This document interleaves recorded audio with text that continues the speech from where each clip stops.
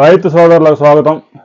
భారత వాతావరణ శాఖ, హైదరాబాద్ వాతావరణ కేంద్రం, అమరావతి వాతావరణ శాఖ కీలక అప్డేట్ రిలీజ్ చేశాయి. రాబోయే 2 రోజుల పాటు ఆంధ్రప్రదేశ్లో కొన్ని ప్రాంతాల్లో భారీ వర్షాలు, చాలా ప్రాంతాల్లో మోస్తరు వర్షాలు, పిడుగులతో కూడిన వర్షపాతం నమోదయ్యే అవకాశం ఉంది. తెలంగాణలో కూడా రాష్ట్ర వ్యాప్తంగా అనేక ప్రాంతాల్లో మోస్తరు వర్షాలు, అక్కడక్కడ 5 నుంచి 6 సెంటీమీటర్ల భారీ వర్షాలు నమోదయ్యే అవకాశం ఉందని హైదరాబాద్ వాతావరణ కేంద్రం తెలిపింది. ఉపరితల ఆవర్తనం ద్రోణి ప్రభావంతో 2 తెలుగు రాష్ట్రాల్లో వాతావరణం ఒక్కసారిగా మారిపోయింది. గడిచిన 24 గంటల్లో మనం పరిశీలించినట్లయితే నందిగామలో 60 మిల్లీమీటర్ల వర్షపాతం నమోదైంది. ఇక విజయనగరం, విశాఖపట్నం, శ్రీకాకుళం ప్రాంతాల్లో కూడా 2 నుంచి 6 సెంటీమీటర్ల వర్షపాతం నమోదైంది.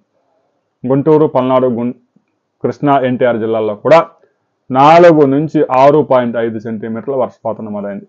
రాయలసీమలో అనంతపురం జిల్లాలో కూడా చాలా ప్రాంతాల్లో వేసవి కాలంలో 7.2 సెంటీమీటర్ల వర్షపాతం నమోదై లోతట్టు ప్రాంతాలు కూడా జలమయం అయిపోయాయి. ఇక గుంటూరులో కూడా అదే పరిస్థితి.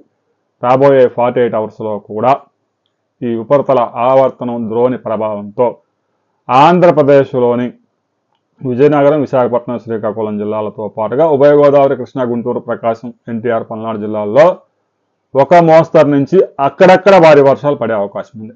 ఇక రాయలసీమ జిల్లాల్లో కూడా ఇదే పరిస్థితి. పిడుగులు, ఉరుములు, మెరుపులతో కూడిన వర్షం నమోదయ్యే అవకాశం ఉంది. వాతావరణ శాఖ కూడా 3 గంటల ముందుగానే ఏ ప్రాంతాల్లో పిడుగులు పడబోతా ఉన్నాయి అనే అలర్ట్స్ మొబైల్స్కి పంపిస్తూ ఉన్నారు. ఖచ్చితంగా 100% అక్యురేట్గా పనిచేస్తూ ఉన్నాయి. అంటే మొబైల్కి అలర్ట్ వచ్చిన 3 అవర్స్ 4 అవర్స్ తర్వాత పిడుగులతో కూడిన వర్షం పడే ప్రమాదం ఉంది. ముఖ్యంగా పొలం పనులు చేసుకుంటున్న రైతులు, పశువుల కాపర్లు, గొర్రెలు, మేకలు కాసుకునేవారు, కూలీ పనులు చేసుకునే శ్రామికులు, ఈ పిడుగులు, ఉరుములు, మెరుపులు వచ్చినప్పుడు మాత్రం చెట్ల కిందకు పరుగులు తీయవద్దు. అది ఇంకా ప్రమాదం. చెట్ల కిందకి వెళ్తే ప్రాణాలు పోయే అవకాశం ఉంది. రాబోయే 48 అవర్స్ జాగ్రత్తగా ఉండండి. ముఖ్యంగా పంటలు హార్వెస్ట్ చేసిన రైతులు తీవ్రంగా నష్టపోతూ ఉన్నారు. మిర్చి కోతలు ఇంకా కొనసాగుతూ ఉన్నాయి.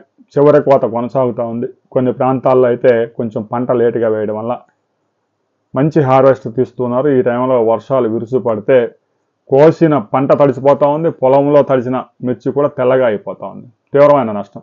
ప్రభుత్వం నుంచి కూడా పరిహారం అందుతుందని మనం ఎక్స్పెక్ట్ చేయలేం. ఇక మామిడి రైతుల నష్టం మనం వివరించడానికి లేదు. ఒక్కో రైతుకి 2 లక్షల నుంచి 10 ఎకరాలు సాగు చేసిన రైతులు 20 లక్షల దాకా నష్టపోయారు. బొప్పాయి రైతుదే అదే పరిస్థితి. అరటి సాగు రైతుదే అదే పరిస్థితి. మే నెలలో వర్షాలు విరుచుపడడం, వర్షాలకు తోడు ఈదురు గాలులు పెను నష్టాన్ని కలుగజేస్తూ ఉన్నాయి. రాబోయే 48 అవర్స్లో బంగాళాఖాతంలో అల్పపీడనం ఏర్పడే అవకాశాలు కనిపిస్తూ ఉన్నాయని వాతావరణ శాఖ అంచనా వేస్తుంది. దాని మీద క్లారిటీ వచ్చిన తర్వాత మరో వీడియోలు చూసుకుందాం.